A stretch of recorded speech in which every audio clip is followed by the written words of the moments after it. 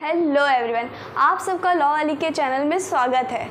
जैसे कि हम लोग अपने इस चैनल में सारे ही लॉ सब्जेक्ट्स को कवर कर रहे हैं और इस वक्त हमारा कॉन्ट्रैक्ट एक्ट चल रहा था जिसमें हम लोगों ने ऑलरेडी 8 चैप्टर कंप्लीट कर लिए हैं और जिसमें जो हमारा 7 चैप्टर था सेल्स ऑफ गुड्स एक्ट जो कि रिपील हो गया है, उसको एक अलग से एक्ट बना दिया गया है जो कि हम लोग आगे उसको भी कवर करेंगे। ठीक है, आज हम लोग उसके बाद हम लोगों ने इंडेमनिटी एंड गारंटी पढ़ा।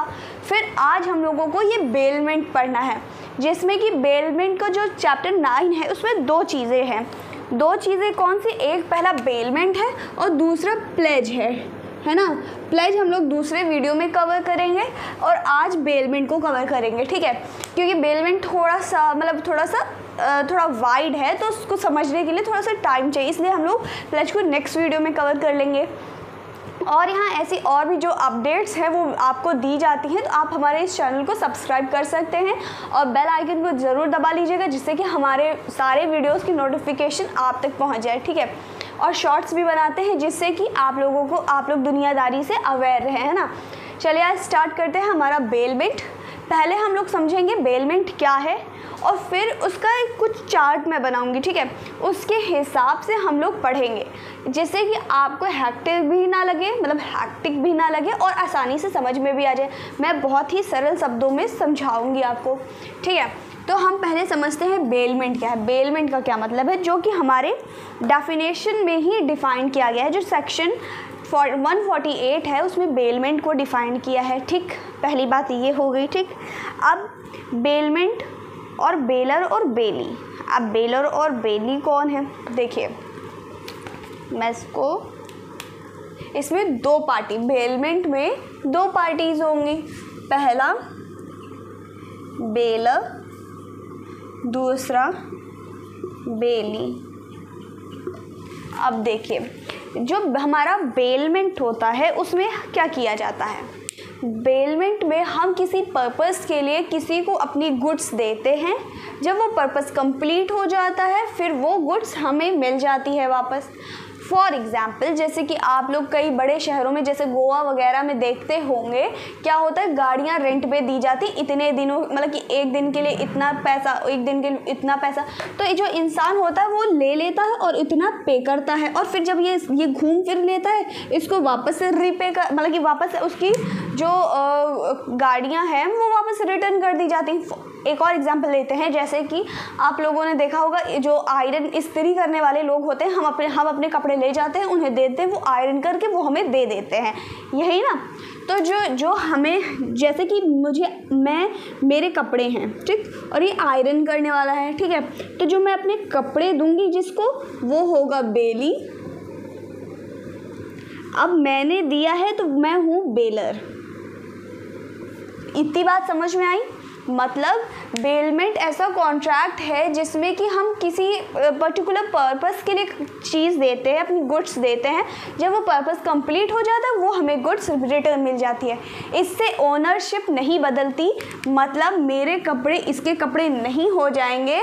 तो मतलब कि जो ओनरशिप है, पोजेशन तो बदल जाता है कि मेरे कपड़े इनके पास पहुंच गए, लेकिन जो मेरे कपड़ों का ओनरशिप है वो किसी के पास नहीं जाता है। मतलब वो उन्हीं के जो पोजेशन है, पोजेशन बदलता है, ओनरशिप नहीं बदलती है। ठीक है, अब इस डेफिनेशन को पढ़ लेते हैं जो कि बोलता है a bailment is a delivery of goods by one person to another for some purpose upon a contract that they shall when the purpose is accomplished be return and otherwise dispose of according to the directions of the person delivered them. The person delivers the good is called baler. The person whom they are delivered is called belly.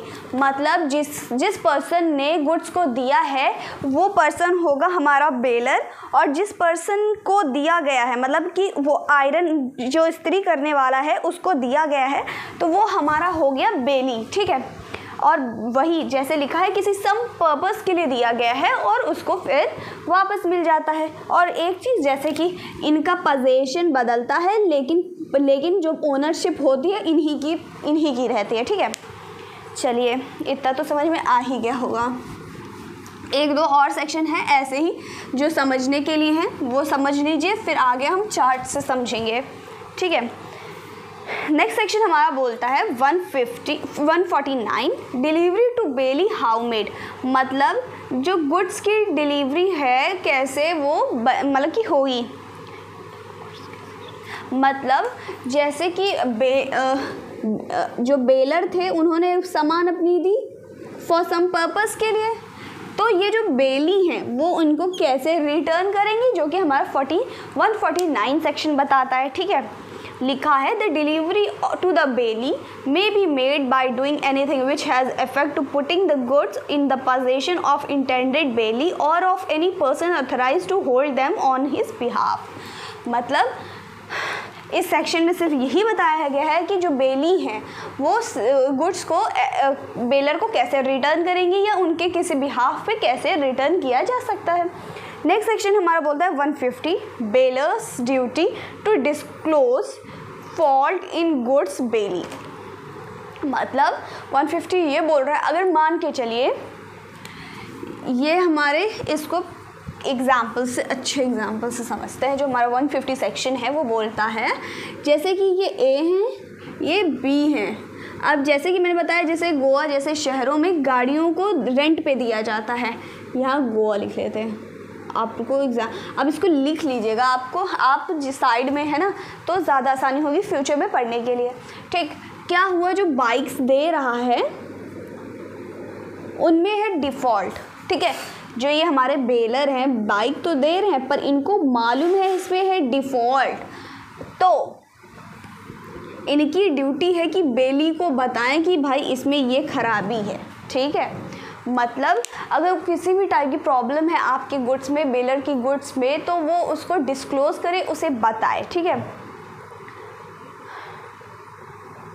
इसमें बोलता है the bailor is found to disclose to the bailee fault in the goods bailed, मतलब कि जो goods bell की गई हैं, जो गुड्स दी गई हैं, उनमें जो डिफ़ॉल्ट है उन्हें बताया जाए, of which the baler is aware and which material interfere with the use of them or expose the bailee to extraordinary risk of if he does not make such disclose, he is responsible for damage arising to the bailee directly from such faults.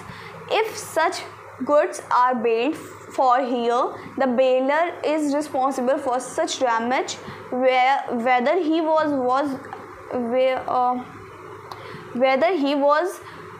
or was not aware existence of fault in the bailed। देखिए अब जैसे क्या है, दो situation हो सकती हैं। पहली बात तो हम लोगों ने इस सेक्शन में ये समझा कि अगर उसे कोई भी डिफ़ॉल्ट है तो बेलर की ड्यूटी है कि इसको बताए, है ना। इन सिचुएशन इन्होंने नहीं बताया, है ना, ए ने, जो हमारे बेलर हैं उन्होंने नहीं बताया, तो जितनी भी बी के लॉस हुए, जितना भी डैमेज हो उसको ये कंपनसेट करेंगे। ऑफ कोर्स डैमेज इनका पूरा तो करेंगे ही करेंगे, अगर कोई भी लॉस होता है जो हमारे बेलर पूरा करेंगे, पहली बात ये हो गई। और इसमें अब जैसे इनको अब ये बाइक्स देते हैं, अब इनके डिफ़ॉल्ट हो, अगर डिफ़ॉल्ट है इन्हें मालूम हो चाहे ना मालूम हो, फिर भी ये बेलर ही लाइबल होंगे उस डिफ़ॉल्ट के लिए, उस डैमेज के लिए, ठीक है। 150 सेक्शन यही बोलता है। अब आगे के सेक्शन हम लोग चार्ट से समझेंगे, थोड़ा सा लंबा चार्ट है, उसको बहुत ध्यान से समझिएगा। हम पॉइंट पढ़ेंगे, कैसे पढ़ेंगे वो मैं आपको समझाती हूँ। देखिए पहले तो हम लोग समझेंगे बेलर्स के राइट। देखिए समझेंगे तो बाद में, पहले हम उसका चार्ट बनाएंगे सिंपल फॉर्म में, ठीक है। अब पहले हम लोग पढ़ेंगे बेलर के राइट्स क्या हैं, इधर लायबिलिटीज़ कौन सी हैं, आप हमारे साथ लिखते चलिएगा जिससे कि आसानी होगी फर्दर, मतलब आगे पढ़ने के लिए। नॉर्मल सी बात है ना, वरना आप लोग भूल जाएंगे। तो जो राइट्स हैं हमारे 153 बोलता है, 163 बोलता है, ठीक। और जो लायबिलिटीज़ हैं 150 बोलता है, जो बेलर्स की लायबिलिटी बताया 164 बोलता है। ये हो गए बेलर्स के राइट और लायबिलिटीज़, पहली बात। अब हम लोग इसमें जानेंगे बेली के क्या राइट्स और ड्यूटी हैं।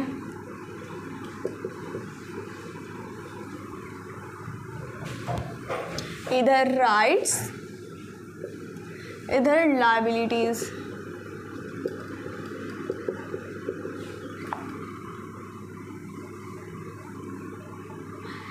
इसमें हमारा बोलता है 152 सेक्शन, राइट्स में पहला 152 सेक्शन आएगा, फिर 158 आएगा, फिर 166 आएगा, फिर 170 आएगा।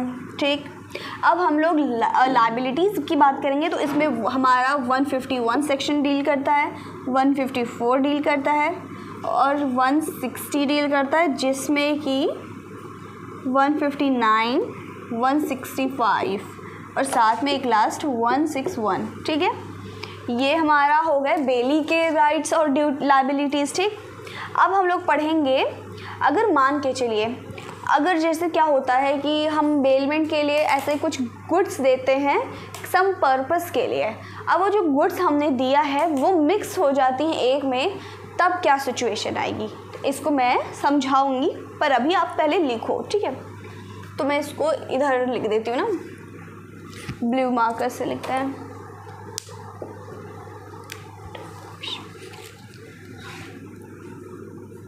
Effect of mixture of goods baler, जो बेलर ने गुड्स दी हैं उसमें इफ़ेक्ट क्या होगा अगर मिक्स हो जाती हैं, तो उसमें भी दो सिचुएशन अराइज होती हैं। एक में क्या हो सकता है कि बेलर की कंसेंट हो, कंसेंट से भी तो मिक्स किया जा सकता है ना, सही बात है। और एक हो सकता है विदाउट कंसेंट कि भाई बेलर को मालूम नहीं और आप जो बेली हैं उन्होंने मिक्स कर दिया, तो इधर लिखेंगे विथ कंसेंट ऑफ बेलर। ठीक, इधर लिख देंगे नो कंसेंट, यानी विदाउट कंसेंट इन्होंने अपना काम कर दिया है। तो जो विथ कंसेंट में आएगा वो हमारा 155 सेक्शन डील करेगा, और जो हमारा विदाउट कंसेंट आएगा तो उसमें भी दो चीज़ें डिवाइड है, फर्दर दो चीज़ें डिवाइड है। एक, अगर ऐसी गुड्स मिक्स किया है जो सेपरेट नहीं हो सकती, और एक दूसरी सिचुएशन ये हो सकती है ऐसी गुड्स मिक्स किया है जो कि सेपरेट हो सकती हैं, तो उसमें कैसे डील करेगा। तो पहले करेंगे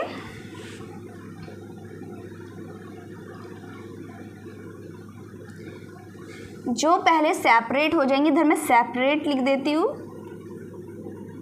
सेपरेटेड, इधर लिख देते हैं कैन नॉट सेपरेटेड।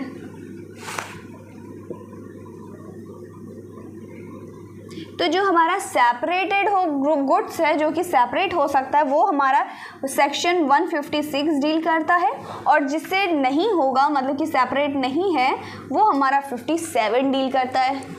ये हो गए हमारा तीसरा पॉइंट। अब हमारा चौथा पॉइंट ये है कि अगर मान के चलिए कोई भी गुड्स गुम जाती हैं, खो जाती हैं, तो उसका जो राइट है, जिस पर्सन ने ढूंढा है उस पर्सन का क्या राइट बनता है वो समझेंगे। तो उसका हम लोग यहाँ लिख देते हैं right of finder of lost goods. तो इसमें दो सेक्शंस डील करेंगे। पहला हमारा सेक्शन है, इधर लिखते हैं ऐसे 168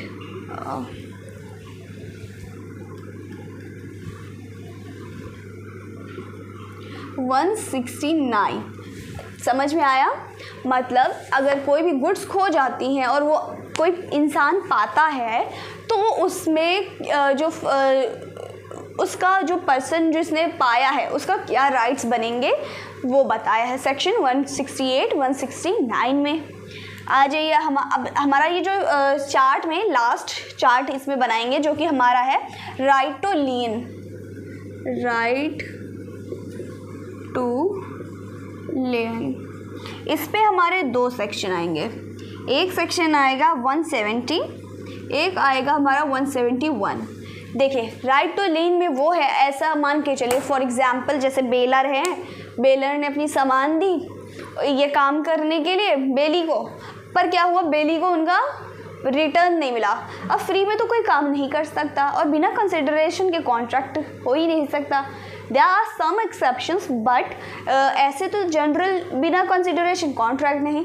तो अगर कोई भी पर्सन ऐसे डिफ़ॉल्ट करता है तो उस केस में वो पर्सन उस गुड्स को रिटेन कर सकता है, अपने पास रख सकता है। ठीक, ये हो गया।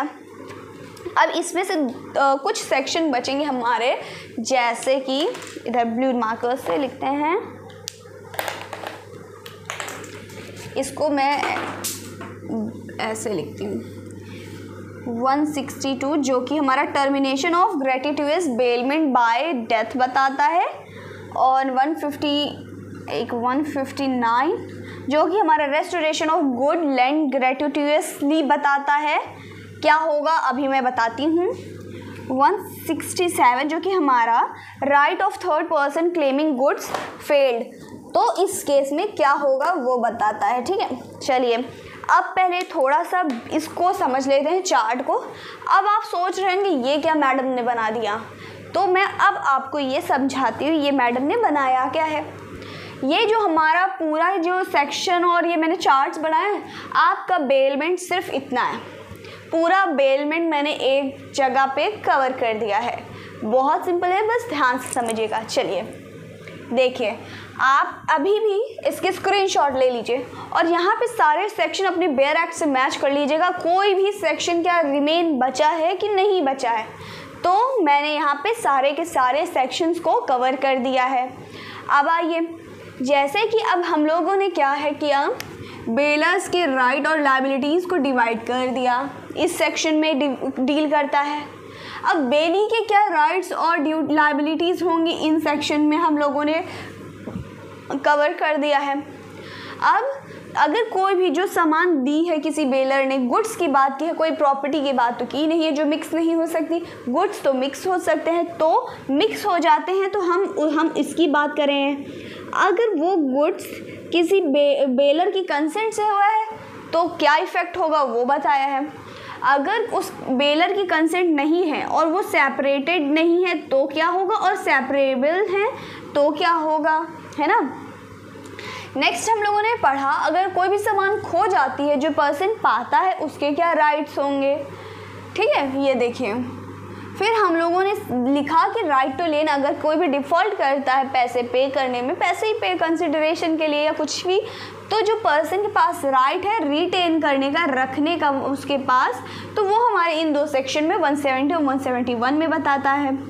और जो रिमेनिंग सेक्शन हमारे बचते हैं 162, 159, 167, हम लोग इसको आगे समझेंगे। ठीक है, चलिए अब खोल लीजिए। अब हम लोग सबसे पहले पढ़ेंगे राइट्स, जो बेलर के राइट्स और लायबिलिटीज़ हैं। ठीक है, पहले राइट्स पढ़ेंगे फिर लायबिलिटी पर समझेंगे। अब राइट्स पढ़ने के लिए 153 सेक्शन खोल लीजिए। तो जो हमारा 153 सेक्शन है वो बोलता है, termination of bailment by bailee act inconsistent with condition. देखिए, जैसे कि हमें बेलर की राइट्स पढ़ना है तो उसमें हमारा सेक्शन 553 बोलता है कि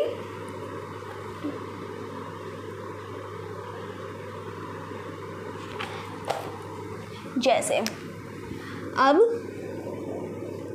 ये है, बेलर ने कहा कि ये लो भैया मेरे कपड़े इनको प्रेस कर देना जा कर के, ठीक, और मुझे इसको कल चाहिए। अब मान के चलिए जो बेलर ने कहा कि भाई मुझे कल कपड़े चाहिए, पर बेली ने काम नहीं किया। जब काम नहीं किया और बेलर को कोई अर्जेंसी थी, भाई कल बोला, दैट इट मीन्स कि उसे कल चाहिए, नहीं बेली कपड़े प्रेस करता है, तो उस केस में हमारे बेलर के पास राइट है कि उस बेलमेंट को टर्मिनेट कर सके,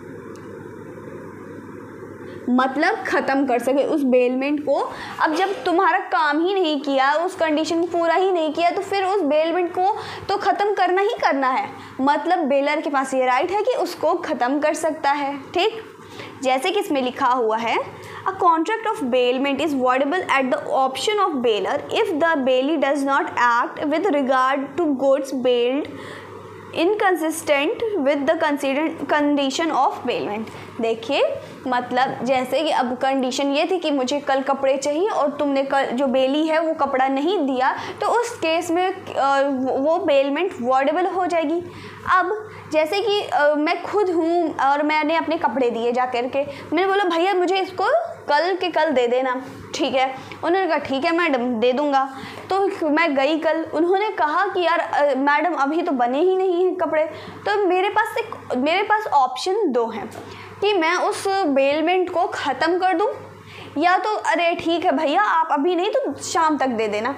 तो ये दो चीज़ कर सकती हूँ, इसलिए यहाँ पे वॉइडेबल टर्म यूज़ किया है। मतलब आप इसको वॉइड भी करा सकते हो और उसे आप मतलब कि उसे फर्दर मतलब कि टर्मिनेट भी करा सकते हो, आगे बढ़ा भी सकते हो।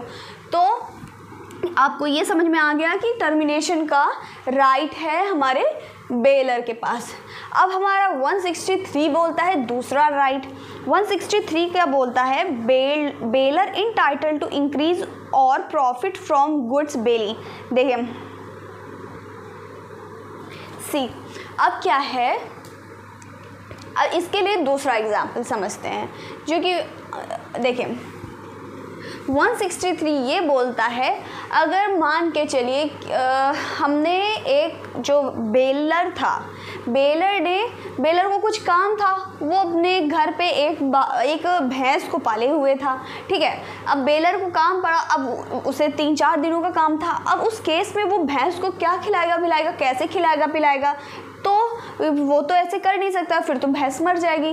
तो क्या हुआ, उसने किया बेली को दे दिया जा कर के, उस भैंस को कहा कि इसको संभालो करो और मतलब कि जो भी दूध आएगा एज अ कंसीडरेशन उसको आप रखना, ठीक। जब वो वहाँ से वापस आता है तो उसको भैंस को एक उसका बच्चा होता है, मतलब भैंस का बच्चा होता है, ठीक है। तो क्या होता है इस केस में, तो जो उन्होंने बोला जो भैंस का बच्चा हुआ ना, तो वो बेलर का ही होगा। अगर किसी भी टाइप का प्रॉफिट होता है तो वो बेलर को शेयर कराएगा। पहली बात एज अ कंसीडरेशन तुमने दूध लिया, साथ में अगर मान के चलिए कोई भी खर्चा होता वो तो अलग से लेगा ही लेगा, लेकिन जो उसका प्रॉफिट हुआ है वो हमारे बेलर का राइट है लेने का, ठीक। इतना समझ में आया। मतलब अगर कुछ भी प्रॉफिट हुआ बेली को बेलर्स की गुड्स पे, तो उस केस में बेलर को वो शेयर कराएगा, ठीक। अब आ जाते हैं हमारी लायबिलिटीज़। अब लायबिलिटीज़ के लिए हमें जाना पड़ेगा 150 सेक्शन में, जो कि बोलता है bailor's duty to disclose in goods default. जैसे कि मैंने अभी फर्दर एक सेक्शन में अभी स्टार्टिंग के वीडियो में बताया, अगर कोई भी प्रॉब्लम हो बेलर की गुड्स पे, वो बेली को मतलब कि लायबिलिटीज़ बताया ना कि इसमें कर्तव्य क्या है बेलर की। तो अगर कोई भी डिफ़ॉल्ट निकलता है उसकी गुड्स में, वो उसको बताए, पता चले कि उसको बताए ना और हो जाए बेली का कोई भी नुकसान, लॉस, तो उस केस में जो बेलर हैं वो लायबल होंगे उस लॉस के लिए, उस डैमेज के लिए, ठीक है। कंपनसेट भी करना पड़ेगा। अब सेक्शन 164 बोलता है दूसरी लायबिलिटी के बारे में, जो कि बोलता है कि बेलर रिस्पॉन्सिबिलिटी टू बेली, यानी बेलर्स जो बेलर हैं उनकी रिस्पॉन्सिबिलिटी क्या होगी टूवर्ड्स द बेली, है ना। तो इस केस में लिखा है the bailor is responsible to the bailee for any loss which is bailee may sustain by reason that the baler was not entitled to make bailment, to receive back the goods or to give direction respecting them.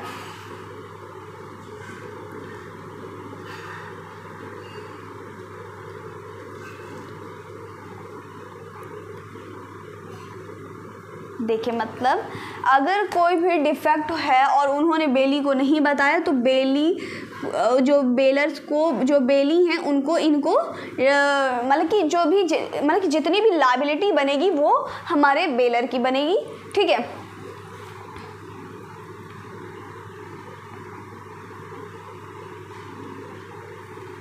मतलब देखिए दोनों section, अब इसको मतलब कि एक बार मैं देखिए इसको समझाने के बाद इसको रफ कर दूंगी, ठीक है।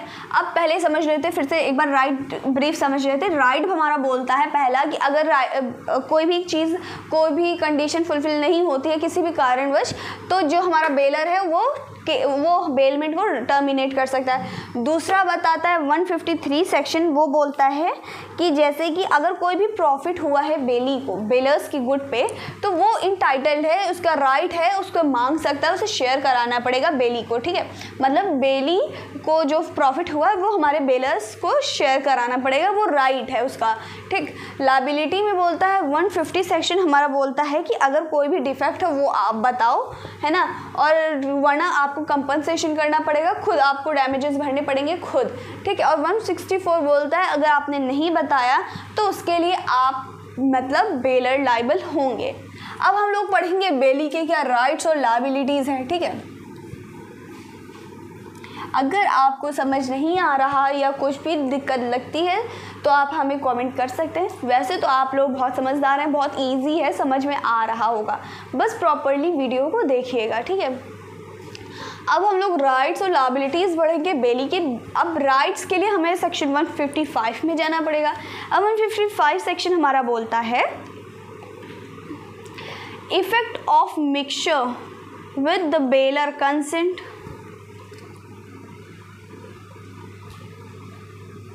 सॉरी 152, सॉरी जो राइट्स के लिए जाना है हमें सेक्शन 152 पे जाना है। Bailee will not liable for loss, I think थोड़ा सा मिस,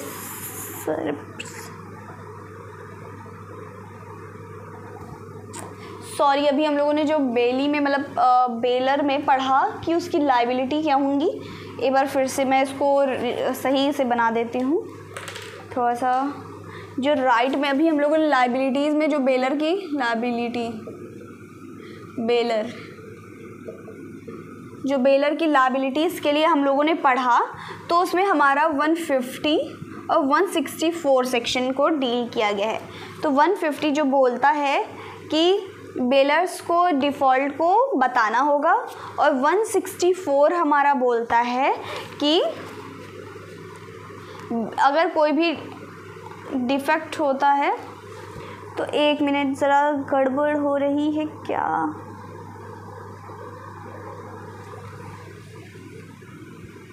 हाँ, अगर कोई भी डिफ़ॉल्ट होता है तो लायबिलिटीज़ हमारे बेलर की होगी, इसमें ये बोलता है, ठीक है। अब हम लोग पढ़ते हैं राइट्स क्या है बेली के। तो राइट्स जो हमारे 1 सेक्शन 52 में बोलता है bailee when not liable for loss of thing bailed. देखिए इसमें लिखा है अगर जो हमारा बेली है उसने पूरे प्रॉपर कॉशन रखे, जो भी ख्याल रखना था सब कुछ रखा। फॉर एग्जांपल जैसे भैंस को दिया था, है ना, उस बेलर ने भैंस को अपनी दिया, तो उस केस में जो 151 में एक केयर कॉशन के लिए बताया कि ऐसे ऐसे केयर करना है, जो भी गुड्स मिली हैं उसकी, ये एग्जाम्पल गुड्स की बात हो रही, बस एग्जाम्पल आप समझिएगा, ठीक है। तो क्या हुआ, उसने पूरा केयर रखा, बेली ने पूरा केयर रखा, फिर भी कुछ होता है तो उस केस में जो हमारा बेली है वो लाइबल नहीं होगा, ठीक। दूसरा सेक्शन है 158। 158 हमारा बोलता है repayment by bailor of necessary expenses. जैसे repayment of bailor necessary expenses, मान के चलिए जो इसने क्या किया, गुड्स को रखने के लिए दिया था कि भाई इनको संभाल के रख और जो भी है अपना रखना, ठीक है। तो उस केस में क्या हुआ, एक्सपेंसेस लगे, एक्स्ट्रा एक्सपेंसेस लगे। भाई अगर वो गुड्स में एक्स्ट्रा एक्सपेंसेस कुछ भी ज़रूरत की चीज़ें नहीं डालता या जो भैंस है उसको खाना खिलाता नहीं तो वो मर जाती। तो जो एक्स्ट्रा एक्सपेंसेस लगे हैं तो वो बेली का राइट है कि बेलर से रीपे कराए, मतलब बेलर से वो पैसा ले सके, ठीक है। नेक्स्ट सेक्शन है 166 जो कि बोलता है हमारा 166 सेक्शन बोलता है कि bailee not responsible on redelivery to bailor without title. मतलब एक मिनट देखिए, मतलब ये बोलता है जैसे क्या हुआ जो ये भैंस है, मान के चलिए जो बेलर ने एक भैंस को रखने के लिए दिया है ना, तो वो पता चलता है कि वो भैंस उसकी है ही नहीं, तो उस केस में मतलब कि भैंस उसकी है नहीं, तो ये जो बेली है वो इनटाइटल्ड नहीं है रिटर्न करने के लिए गुड को। मतलब उसका टाइटल ही नहीं, वो किसी और से लाया, चोरी से लाया, कुछ भी करके लाया हो, तो वो उसको रिटर्न करने के लिए इनटाइटल्ड नहीं है, वो उसको रिटर्न नहीं करेगा, ये भी कर सकता है। ठीक है, नेक्स्ट सेक्शन बोलता है हमारा 170, जो कि बोलता है बेलीज पर्टिकुलर लीन। देखो, अब जैसे कि हम लोगों ने ये लेन का पार्ट था, उसमें ये पढ़ा कि अगर मान के चलिए बेली को उसका पैसा नहीं मिला, जैसे कि मैंने बताया एक्स्ट्रा एक्सपेंसेस लगे तो वो उससे मांग सकता है, पर जो एक्स्ट्रा एक्सपेंसेस है उसने दिया नहीं, अब बेली का तो हो जाएगा नुकसान, तो उस केस में उस गुड्स को वो रिटेन कर सकता है, वो अपने पास रख सकता है। ठीक है, अब हमारा सेक्शन, अब आ जाइए हमारी लायबिलिटीज़ पे। अब लायबिलिटीज़ के लिए आपको 151 के सेक्शन में जाना पड़ेगा, जो कि बोलता है care to be taken by bailee. देखिए, अब लायबिलिटीज़ यानी कर्तव्य की बातें हो गई, तो एक बेली की लायबिलिटी क्या होगी कि मैं एज अ बेलर मैंने उसको गुड्स दी हैं, तो वो मेरे गुड्स का ख्याल रखे, कोई भी चीज़ें उसको ज़रूरत पड़ती हैं वो उस ज़रूरत को लगाए। जो एक्स्ट्रा एक्सपेंसेस हैं तो वो मैं बेलर एज अ बेलर मैं उसे पे करने के लिए रेडी हूँ, तो वो उसको लगाए, उसका ध्यान रखे। ऐसा नहीं कि वो ख़राब हो जाए, वो कुछ भी हो जाए, उसका वो ध्यान ना दिया हो, है ना। तो ये हमारा सेक्शन 151 बोलता है कि उसका ध्यान रखे। अब नेक्स्ट सेक्शन हमारा है 154, जो कि 154 बोलता है liabilities of bailee making unauthorised use of goods bailed. देखिए,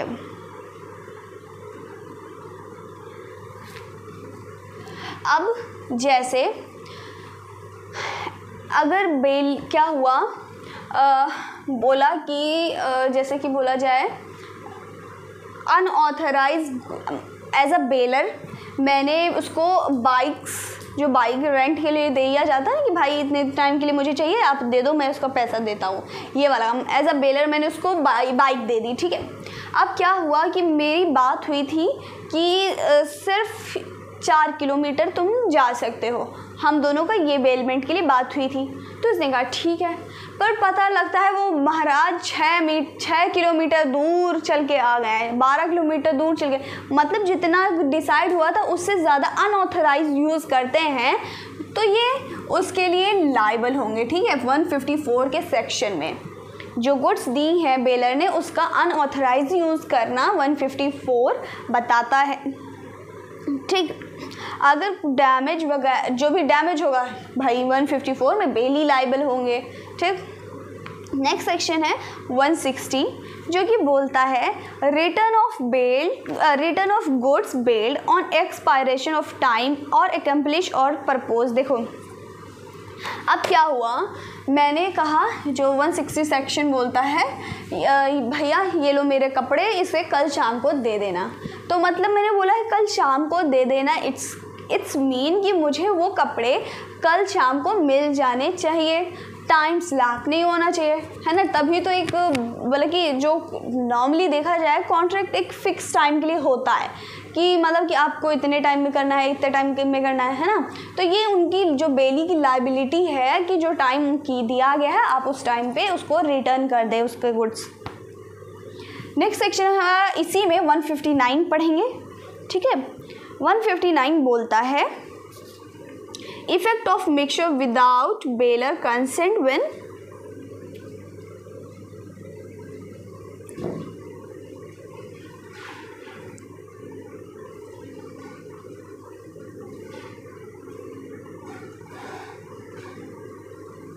देखिए, अब 159 बोलता है रेस्टोरेशन ऑफ गुड्स लेंड ग्रेटिट्यूअस, और साथ में जो हमारा 165 है वो बोलता है कि bailment to several joint owner. देखिए, पहले हम लोग समझेंगे 159 बोलता है restoration of goods lent gratuitous, मतलब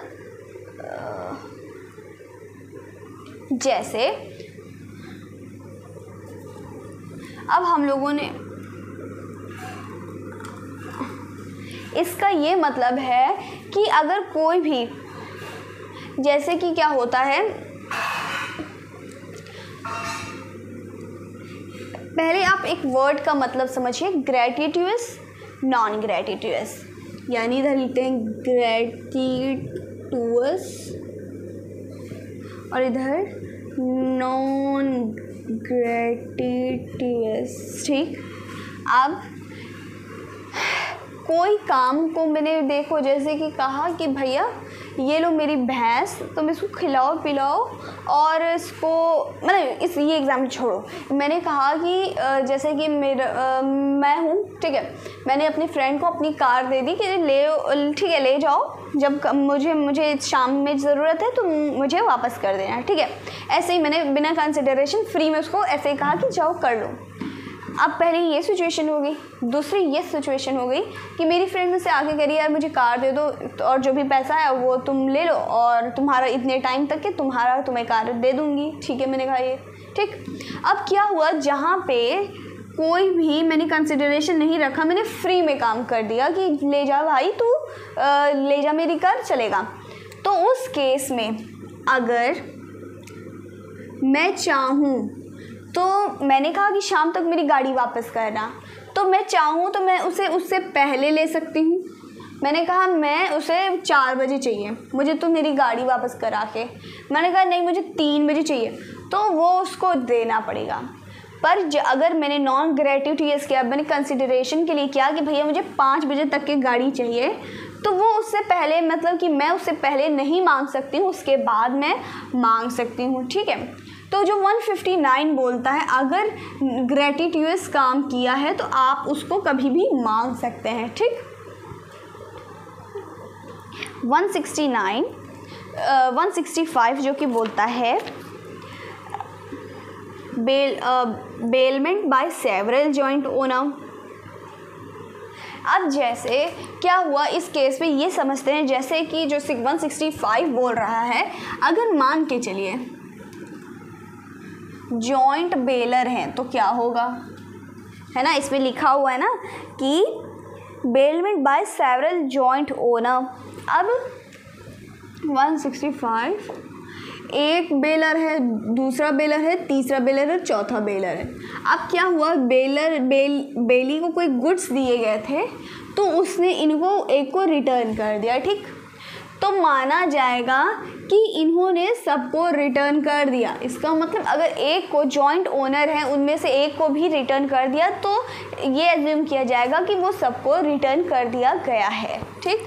नेक्स्ट सेक्शन है हमारा 161 जो कि बोलता है हमारा कि bailee responsible when good are not duly return. देखिए अगर समय पे बेली ने गुड्स नहीं रिटर्न किए, मतलब कि बेली को टाइम दिया गया था, है ना, कि तुम्हें मुझे 1 बजे तक के गुड्स रिटर्न करने हैं, और तुमने नहीं रिटर्न किया तो इसके रिस्पॉन्सिबल आप होंगे, जो बेली होंगे वो होंगे, ठीक है।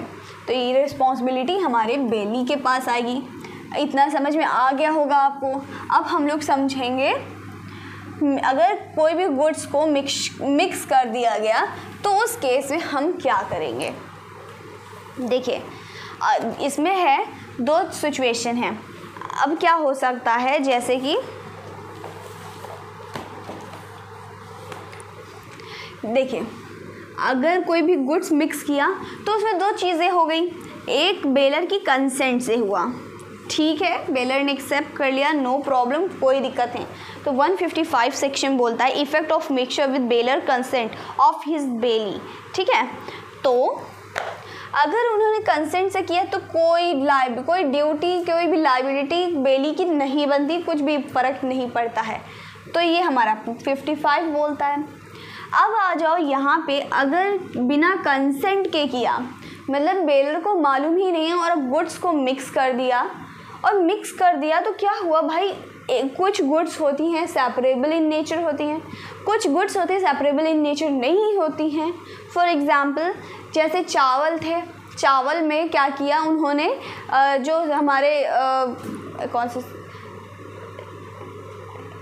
अरे मतलब कोई भी चावल में गेहूँ मिला दिया, ये समझिए, ठीक है, तो वो तो सेपरेट हो नहीं सकते हैं, है ना। पर जैसे कि बॉल थी, बॉल को मिक्स कर दिया, वो तो सेपरेट हो सकती हैं। अगर मान के चलिए सेपरेट हो सकती है तो 156 डील करेगा, जो कि बोलता है कि अगर सेपरेट हो सकती हैं बॉल्स तो उन्हें सेपरेट कर दो। अगर फिर भी कोई लॉस डैमेज होता है तो वो हमारे बेली देखेंगे, लेकिन सेपरेट हो गया है तो फिर कोई लॉस की बात ही नहीं। अगर मान के चलिए कोई भी सेपरेट गुड्स नहीं होता है तो वो 157 सेक्शन डील करेगा, और वो सेपरेट नहीं हो सकती यानी जो हमारे बेलर है उनका हो जाएगा डैमेजेस, उनको हो जाएगा मतलब कि लॉस। तो उस केस में जो बेली है वो रिस्पॉन्सिबल होंगे डैमेजेस के लिए, है ना।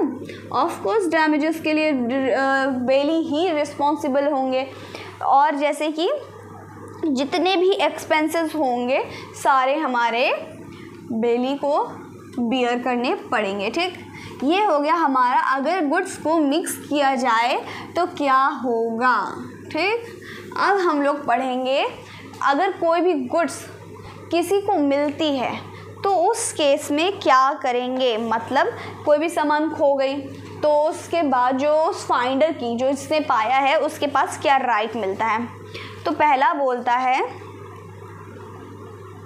जो हमारा 68 सेक्शन बोलता है, वो बोलता है अगर जैसे क्या होता है, कई बार आप लोगों ने सुना होगा कि ये मेरा लाखों का हार है, अगर वो किसी ने जो कि खो गया है किसी ने ढूंढा तो मैं उसे 5 लाख का इनाम दूंगा, ऐसा सुना होगा। डेफिनेटली मूवीज़ वगैरह में आपने बहुत अच्छे से सुना होगा। आधे लॉस तो हम लोग मूवी से ही तो जानते हैं, है ना। तो अगर ऐसा कोई रिवॉर्ड को दिया गया है तो उसके लिए वो क्लेम कर सकता है, सू कर सकता है, उसके जो राइट है हमारे फाइंडर का 168 सू करने का भी देता है। अगर ऐसा कोई रिवॉर्ड है वो भी क्लेम कर सकते हैं, ठीक है। नेक्स्ट हमारा 169 बोलता है when finder of goods commonly on sale में सेल इट। तो जो कि 169 ये कह रहा है जैसे दो चीज़ें हो सकती हैं 169 में, दो चीज़ें हो सकती हैं, जैसे कि कोई गुड्स ऐसी मिली हैं जो परिशेबल इन नेचर हो। मतलब मान के चलिए आम मिल गए, आम की पूरी टंकी मिल गई जो कि बेचना था, ठीक है, वो मिल गई। अब वो तो ख़राब हो सकते हैं ना, उसको रख करके सेव करके कोई मतलब नहीं है, तो उसको वो सेल कर सकता है और जो भी पैसा होगा वो मतलब कि सेव करके रखेंगे, ठीक। पहली बात ये हो गई। दूसरी बात ये,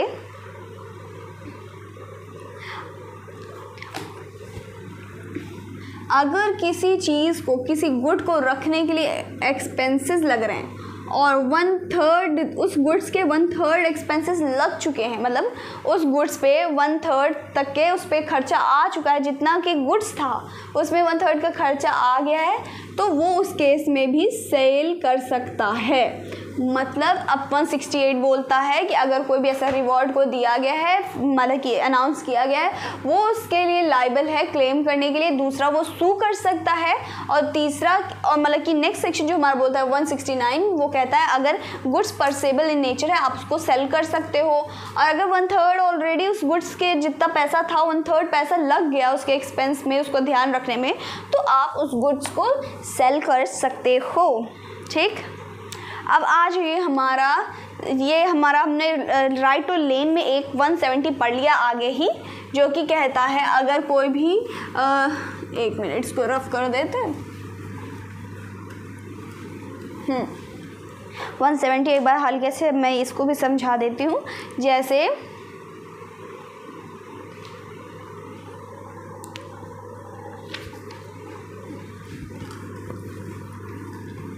राइट टू लीन इधर समझते हैं। एक 170 बताता है, एक 171 बताता है। जो 170 बताता है अगर किसी ने एक्स्ट्रा एक्सपेंसेस लगाए, बेली ने एक्स्ट्रा एक्सपेंसेस लगाए और उसको पैसा नहीं वापस मिल रहा है, तो भाई बेली के साथ तो गलत हो जाएगा ना। तो इसमें उसको राइट मिलता है कि वो उस पैसे को मतलब कि उस गुड्स को रिटेन कर सके, अपने पास जब्त कर सके, ठीक, इन सिंपल वर्ड। यानी इधर हम लोग लिख सकते हैं रिम्बर्समेंट नहीं कर पाता है, रिम्यूनरेशन नहीं कर पाता है, तो वो अपने गुड्स को रिटेन कर सकता है। अब इसमें फॉर एग्जाम्पल कौन कौन आएगा, मतलब जैसे कि सेलर आ सकता है जो कि अनपेड है, ऑफकोर्स अनपेड है तभी तो उसने रिटेन करने का राइट मिल रहा है ना। दूसरा जैसे कि एजेंट हो कोई, या कोई फाइंडर ऑफ गुड हो, फाइंडर ऑफ गुड्स, राइट। अब आ जाता है हमारा 171 सेक्शन बोलता है जैसे कि कोई भी बैंकर हो। इसमें सेक्शन में लिखा हुआ है general lean of banker, factory, ward finger, attorney and police broker. अगर कोई भी जनरल बैलेंस अकाउंट वाले में है, अगर उसमें उसका अमाउंट नहीं मिलता है तो उस केस में 170 के अंदर वो लोगों को रिटेन करने का राइट मिला हुआ है, ठीक, मतलब जब्त करने का राइट मिला है। अब हमारे बचते हैं दो सेक्शन जो कि 162 और 167 है, वो हमारे लास्ट सेक्शन है। तो चलिए 162 ओपन करिए अपना सेक्शन। वो बोलता है termination of gratuitous bailment by death. देखिए अगर हमने कोई भी फ्री में, जैसे अभी हमने बोला अगर ग्रेटिट्यूस काम किया जा रहा है, मतलब फ्री में काम किया जा रहा है और बेलर की ही डेथ हो जाती है, तो वो बेलमेंट टर्मिनेट ख़त्म ऑलरेडी हो जाएगी, है ना, ऑफकोर्स ख़त्म हो जाएगी। नेक्स्ट सेक्शन बचा है हमारा 167 right of third person claiming goods बेल्ड।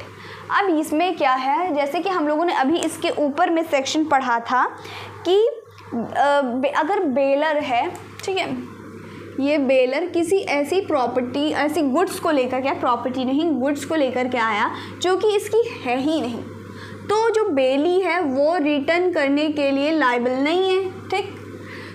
अगर ये थर्ड पर्सन है तो वो उसके थर्ड पर्सन की वो गुड्स हैं तो वो उसके लिए वो मतलब कि क्लेम कर सकता है। इसमें यही तो बताया है कि थर्ड पर्सन का राइट कब आता है क्लेम करने का, कि उसको उसका गुड्स मिलने का। तो वो कोर्ट जा करके अपना मतलब कि जैसे कि होता है नहीं कि देखिए जैसे ये थर्ड पर्सन क्लेम कर सकता है भैया जो कोर्ट की ये डिलीवरी होने वाली है उसको रोका जाए और जो उसका सही टाइटल है उसको डिसाइड किया जाए, मतलब वो मेरा टाइटल है मुझे मिलना चाहिए और इसकी डिलीवरी जो गलत है बेलर उनको ना दिया जाए, ठीक। ये हमारे थर्ड पर्सन का राइट होता है।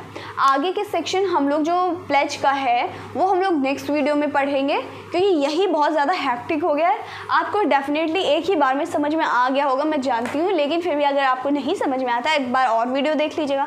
कुछ और समझ में नहीं आया है तो आप कमेंट कर सकते हैं, हम उसका आंसर ज़रूर करेंगे या तो वीडियो भी बना सकते हैं, ठीक है।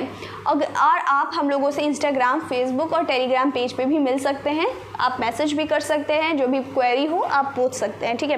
हमने अपने इंस्टाग्राम में नंबर भी प्रोवाइड किया है, आप उस पर व्हाट्सएप कर सकते हैं, ठीक है। और आपने इस लेक्चर के लिए रिव्यू ज़रूर दें। Thank you.